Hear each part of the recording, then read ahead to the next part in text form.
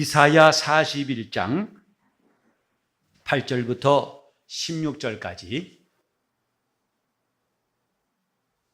이사야 41장 8절로 16절 말씀을 교독하시겠습니다.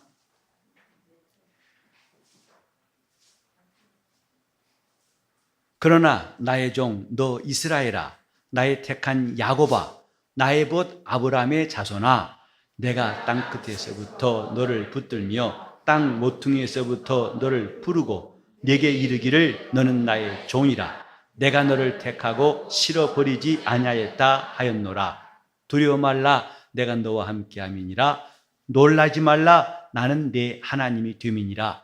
내가 너를 굳세게 하리라. 참으로 너를 도와주리라. 참으로 나의 의로운 오른손으로 너를 붙들리라.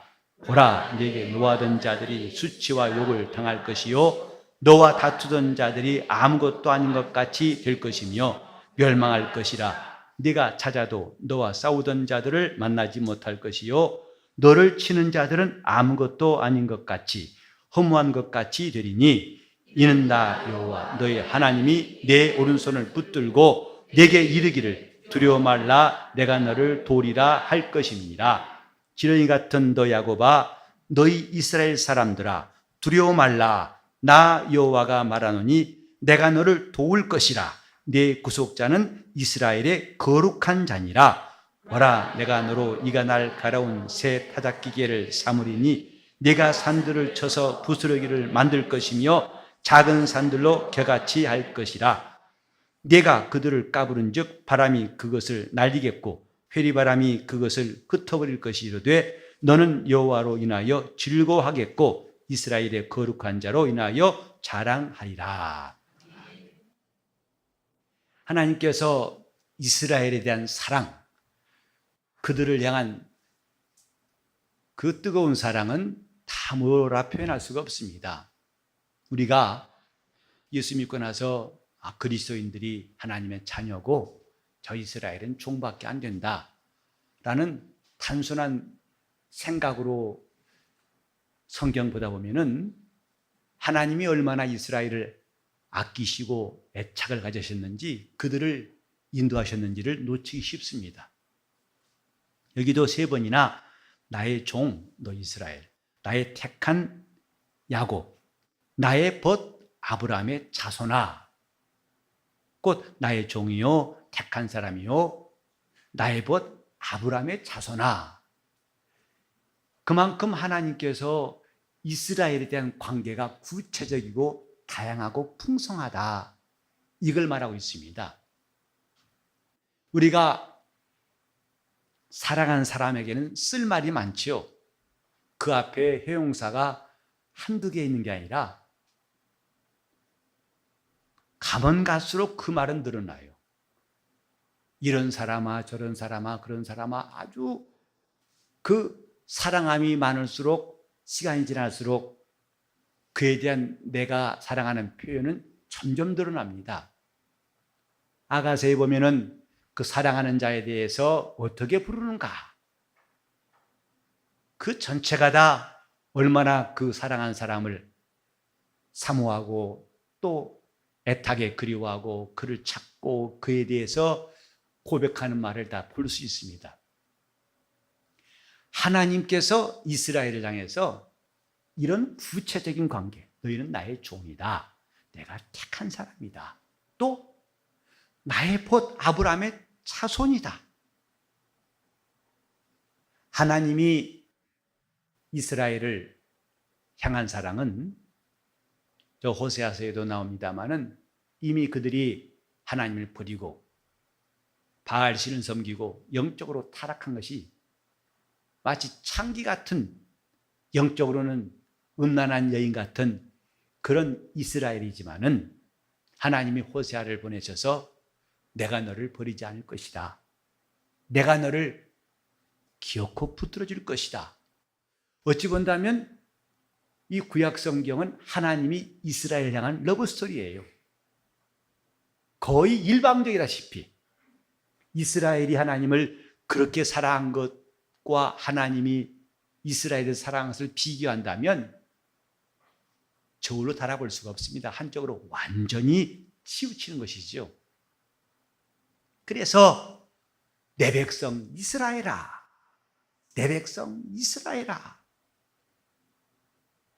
우리 생각에 자꾸 자녀와 백성을 차이를 둬가지고 자녀가 제일 낫고 백성은 별 볼일 없다, 이런 단순한 생각 좀 이제 바꿔야 됩니다. 그렇다면 구약 성경의 그 가치, 구약에서 하나님께서 이스라엘을 향해서 어떤 사랑 베푸셨는가를 다 이해 못합니다. 하나님께서 이 이스라엘 향해서 말씀하시기를 내가 너를 도울 것이다 그랬어요. 근데 이 말씀을 들을 때에 이스라엘의 형편이 어떤 것인가? 한마디로 처참합니다. 그들이 광야에 있을 때뿐만 아니고 이제 가나안 땅 들어와서 다윗 왕 때 잠깐 좀 평안하고 강성할 때 빼고 솔로몬 때부터 나라는 급격히 흔들리고 무너지기 시작해가지고 결국은 이스라엘과 유다가 나뉘었죠. 그리고 끝없는 전쟁에 시달립니다. 피폐질도록 피폐해지고 결국은 저 바벨론으로 포로로 잡혀가가지고 오랜 종살이를 하게 됩니다. 그들의 마음은 이제 붙들 희망도 없고 의지할 곳도 없어요. 지금 이런 말씀을 하나님께서 이스라엘에게 하실 때에 그들의 형편, 별로 아쉬울 것이 없고 그럭저럭 살아가고 있는 사람들에게 이런 말씀하신 것이 아니라 이스라엘은 절망입니다. 도무지 한 짝도 안 보이고 어디 손을 내밀지 그들은 도움을 찾지 못한 그 상황을 우리가 염두에 두고 읽어야 됩니다. 하나님께서 말씀하시기를 내가 8절에 보시면, 9절에 보시면 땅 끝에서부터 너를 붙들며 땅 모퉁이에서부터 너를 부르고 네게 이르기를 너는 나의 종이라 내가 너를 택하고 실어버리지 아니하였다. 두려워 말라, 또 놀라지 말라. 왜? 내가 참으로 네게 의로운 손으로 붙들어 줄 것이다. 하나님께서 이스라엘에게 잠깐 한두 번 말씀하신 것이 아니고 여기도 여러분이 수를 세보면 너를 도울 것이라는 말씀이 여러 번 나온 걸 알 수 있을 것입니다. 하나님 말씀은 이와 같아요. 우리에게 한번 쓱 지나간 말씀이 아니라 성경에 이런 말씀이 있어요. 우리 귀에 임치듯이 말씀하시고 하나님 말씀은 우리 귀에다가 임치듯이 끝없이 우리에게 들려오는 말씀이에요. 비록 성경에는 한 번 기록되었다 할지라도 이 말씀을 우리에게 감동하시는 성령의 역사는 임치듯이 하나님 말씀은 내 영혼에 임치듯이 들려오는 말씀. 희미하게 하나님 나를 도우신다고 했던가 아닌가, 진짠가 아닌가, 이렇게 애매한 것이 아니라 거듭거듭. 우리 한번 다 같이 10절을 읽어볼까요? 10절로 시작. 두려워 말라, 내가 너와 함께함이니라. 놀라지 말라, 나는 내 하나님이 됨이니라. 내가 너를 굳세게 하리라. 참으로 너를 도와주리라. 의로운 손으로 너를 붙들리라. 행여나 못 알아들을까 봐, 행여나 다른 생각할까 봐, 행여나 놓칠세라. 하나님은 임치듯이 말씀하시는 분. 임치듯이. 그 하나님이 이렇게 말씀하시는 것은 이스라엘이 어떤 상황인지 거의 속숨을 새기고 답이 없는 상황. 그래서 어떤 사람 생각할 때 하나님 우리를 버리셨는가?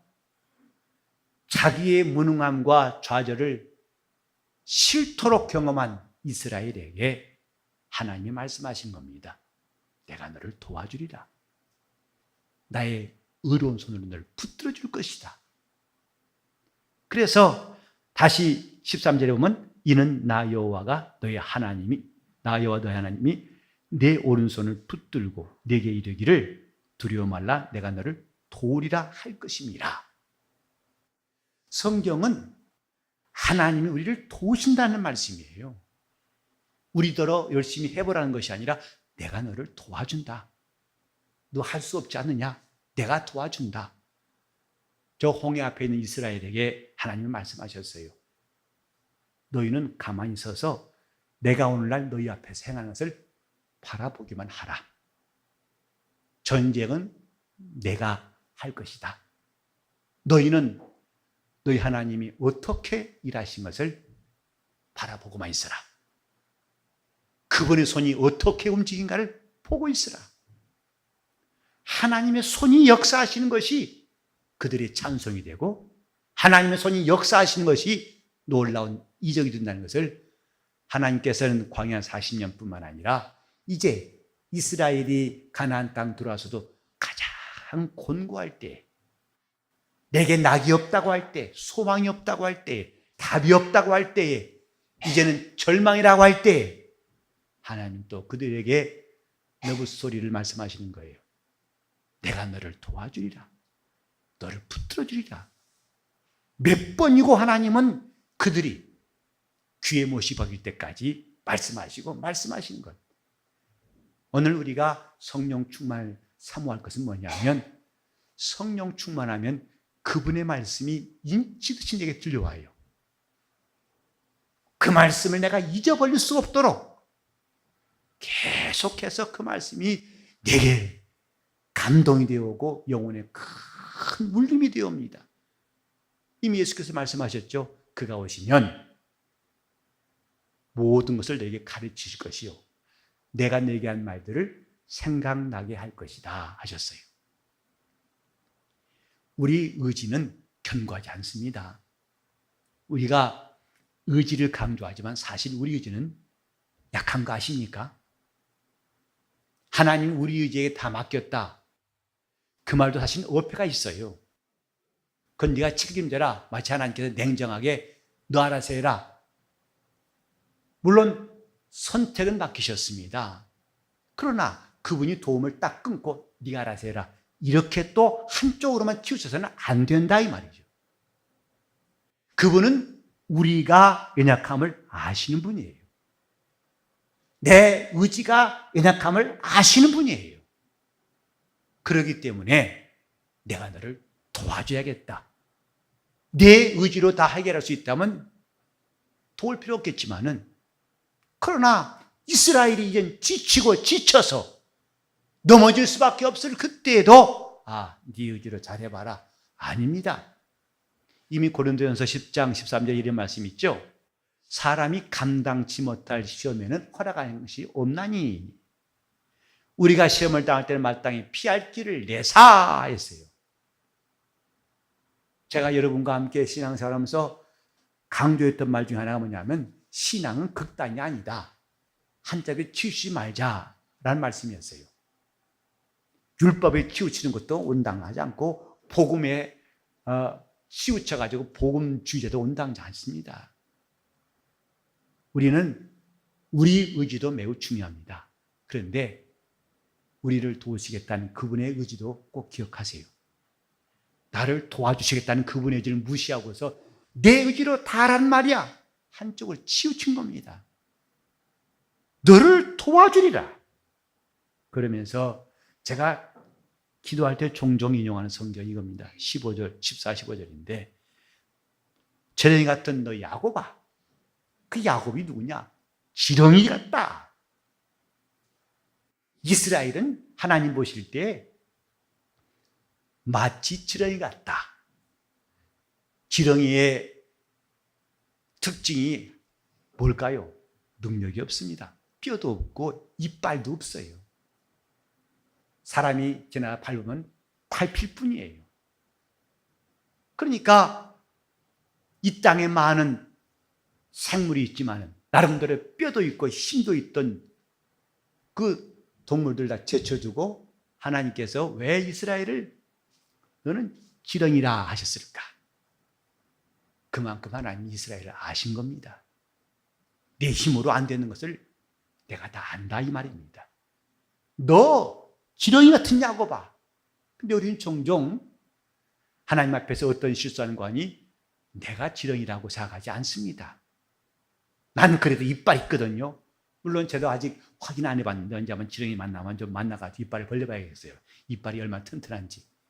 근데 제 생각에는 아직 없는 것 같아요. 있어봤자 흔적이나 있을지 몰라요. 그 있다고 한들 그 이빨로 뭘 깨물 수 있을까? 하나님 앞에서 이스라엘이 누구냐? 지렁이다.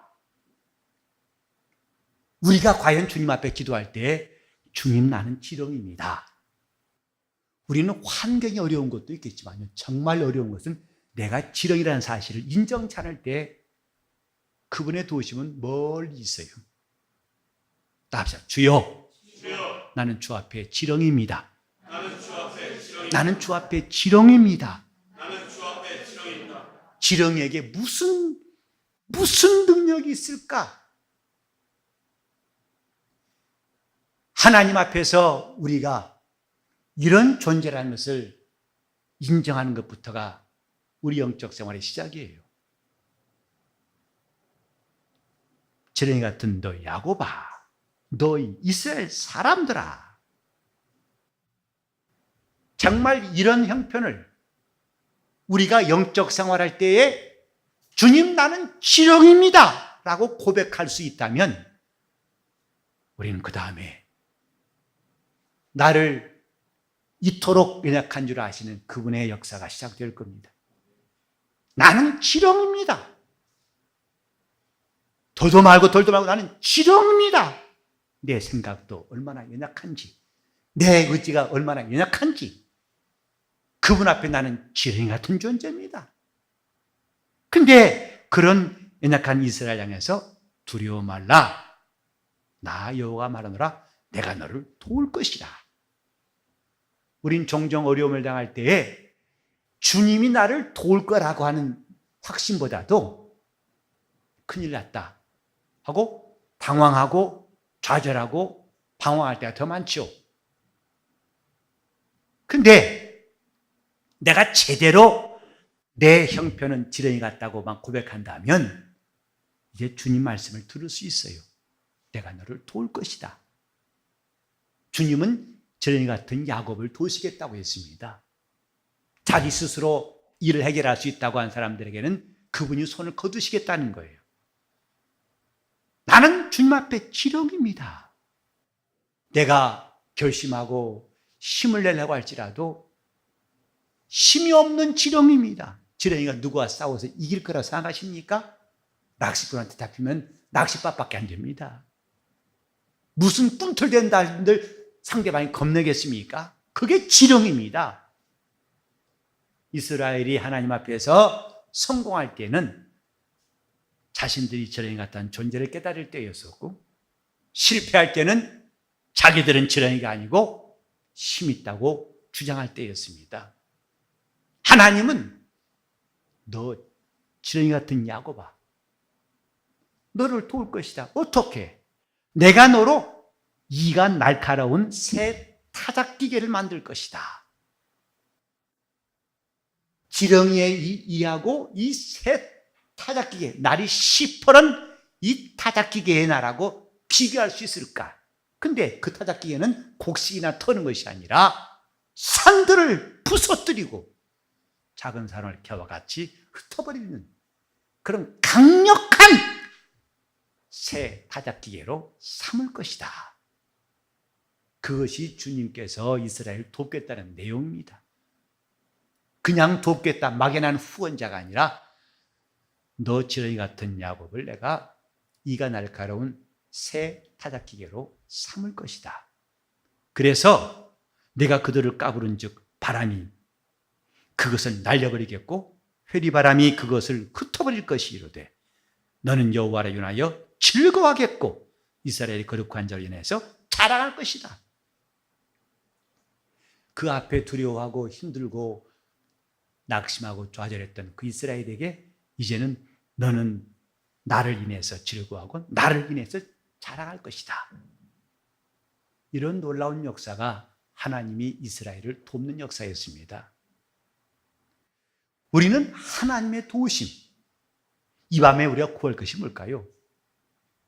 이스라엘에게 이렇게 인치듯이 말씀하신 하나님의 말씀이 우리에게도 믿음이 되어서 나는 지렁이처럼 무능할지라도 하나님은 나를 이어날 가라운 새 타작기로 삼으시리라. 주님, 이런 권능이 주께 있사오니 이렇게 약하고 무능한 나를 붙들어 주셔서 하나님이 나와 함께 하신 것을 무사람들이 포기하소서. 사실 기독교인들에게, 믿는 자에게 제일 큰 것은 기도입니다. 기도할 능력 없다면 우리는 아무것도 내놓을 것이 없어요. 반대로 기도할 수만 있다면 우리는 하나님의 대단한 역사를 가져올 수 있습니다. 왜? 그는 우리를 도우시겠다고 이미 선포해 놓으셨어요. 도울 테니까 두려워 말아라. 도울 테니까 놀라지 말아라. 지금 이 상황은 뭐냐면 그들은 두려움과 놀라는 것, 내일 일이 캄캄하고 눈앞이 도무지 안개 속 같아 가지고 앞이 안 보이는 그런 형편입니다. 저는 이스라엘 사람들이 광야에서 하나님을 경험한 것이 참 인간이 갖고 있는 방법으로 설명할 수 있을까 생각해요. 신명기 8장에 이런 말씀이 있죠. 이 40년 동안에 네 발이 부르지 아니하고 옷이 해지지 아니하고 또 너희 조상들도 알지 못했던 만나를 하나님 먹이신 것을 기억하라 그랬어요. 우리는 종종 하나님의 도우심에 대해서 너무 막연하게 생각하기 쉽습니다. 그런데 성경은 그렇게 막연한 것이 아니다 이렇게 말씀하고 있어요. 즉 우리에게 필요한 것들을 이렇게 주신다. 여러분 하루만 종일 걸어도 다리에 부어가지고 못 걸을 텐데 40년 동안 광야를 걸었을 때에 내 발이 부르트지 않냐고 그랬어요. 여러분 그 말씀을 믿으십니까? 내 옷이 헤어지지 않냐고 과연 그럴 수 있을까요? 근데 이스라엘은 이 사실, 이 놀라운 간증을 대대손손이 계속 해왔어요. 그게 사실이 아니었다면 어떻게 말하겠어요? 모세가 일러준 말대로 그들은 대대손손이 이 40년 동안 하나님 우리를 인도하실 때에 발이 부르트지 않았다. 옷이 헤어지지 않았다. 또 하나님이 하루도 빠짐없이 매일매일 만나를 먹여주셨다. 아버지 이게 정말이에요? 진짜 하나님 그러셨어요? 그렇단다. 그래서 그 믿음을 가지고 또 다음 세대에 똑같이 전해졌어요. 하나님은 이렇게 하셨단다. 아버지 정말이에요? 사실이야. 우리 하나님은 그런 분이시단다. 지금 우리가 이 성경을 읽으면서 과연 내 다음 세대에게 맞아, 이 말씀은 사실이야. 주님은 그렇게 우리에게 사람이 살 수 없는 환경에서 우리를 먹이시고 입히시단다. 정말 그런 분이셨습니까? 맞아, 그래. 이게 우리 간증이에요. 이렇게 말할 사람이 되도록 우리가 영적 생활을 충실하게 해야 됩니다. 즉, 이 말씀에 아멘 하도록 하려면 영적 생활을 충실히 해야 하는 것이다. 이 말이죠. 글쎄 말이야, 성경에 되어 있는데 나는 잘 모르겠고 글쎄 그게 좀 그럴 것 같기도 하지만 사실은 이해가 안 가. 그렇다면 4개까지 흘러왔던 그 신령한 물길은 다 말라버릴 거예요. 가지가 저 뿌리에서 나와가지고 진액이 나와가지고 줄기까지 왔었는데 이 가지가 이미 찢어져가지고 진액이 새버립니다. 그러면 이 가지는 말라버리죠. 더 이상 나는 이 나무에서 산 가지가 아니라면서 스스로 말라버리면 증명하고 있어요. 우리가 지금 이 말씀이 사실입니까? 라고 묻는 사람에게 맞아요. 사실입니다.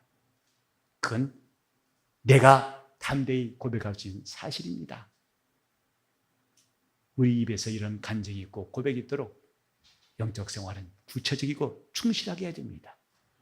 이 간증이 마르지 않도록, 이 약속이 마르지 않도록, 이 믿음이 마르지 않도록, 이 영감이 마르지 않도록, 이 역사가 마르지 않도록 제가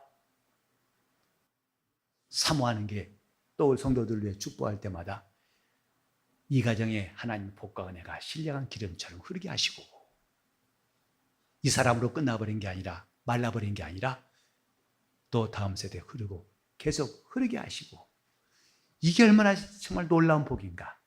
그러니까 아브라함에게 하나님이 복을 주신 것이 중간에 말라버렸다면 예수 그리스도를 어떻게 할 수 있겠습니까? 그 신령한 것이 마르지 않았기 때문에 마침내 마리아에게서 그리스도와 칭한 예수가 나오신 것이다, 이 말이죠. 자, 따라합시다. 내게 주신 복과 은혜가 신령한 기름처럼 흐르게 하시고, 여러분 참 잘하네요. 길을 내가 조마조마인데 그래도 잘했어요. 다시 한번 시작. 내게 주신 복과 은혜가 신령한 기름처럼 흐르게 하시고. 우린 그렇게, 이 말씀이 사실이란 말입니까? 두려워 말라, 너를 도와주자. 그 말씀이 사실이란 말입니까? 그렇단다. 사실이다. 우리 영적 생활이 이렇게 마르지 않도록, 그분의 신령한 은혜가 마르지 않고 능력과 영광이 마르지 않도록 하시기를 예수 이름으로 축원합니다.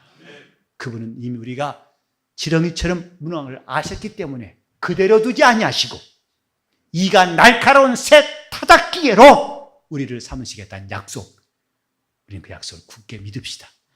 그분이 도우시겠다는 약속은 결코 한치의 소홀함도 없이 우리에게 역사하실 것입니다. 기도하실 때 주님, 이 약속의 말씀이 내게 이루어지게 하시고 이 신령한 은혜와 영광과 능력이 마르지 않고 계속 흐를 수 있도록 나와 내 집에 역사해달라고 통성으로 기도하시겠습니다. 하나님 아버지, 우리 영혼이 하나님의 도우시는 사람 되게 하여 주옵소서. 우리가 더 이상 연약하지 않고 하나님이 우리를 도와주심으로 강하고 담대하게 도와주시옵시되, 비록 우리 현실은 지렁이처럼 무능할지라도 하나님이 역사하심으로 이가 날카로운 새 타닥기회로 삼아 주셔서 하나님 우리와 함께 하심을 많은 사람들이 보게 하여 주시옵소서. 주 예수여, 이 밤에 나와 기도한 성도들을 영원히 소성케 도와주시옵시고 영원히 마르지 않는 성령의 충만한 역사가 계속되게 하여 주시옵시며, 주신 말씀과 은혜가 신령한 기름처럼 저희 영혼에 흐르게 도와 주시옵소서. 이 영감을 귀하게 여기고 영적 생활을 잘하게 도와 주시옵시며 하나님의 복을 담는 그릇들이 다 되게 하여 주옵소서. 주여, 힘 주시옵소서. 더 큰 힘을 얻게 도와 주시옵시고 능히 세상을 이기는 성도들이 다 되게 하여 주시옵소서. 예수 이름 받들어 기도를 이옵나이다.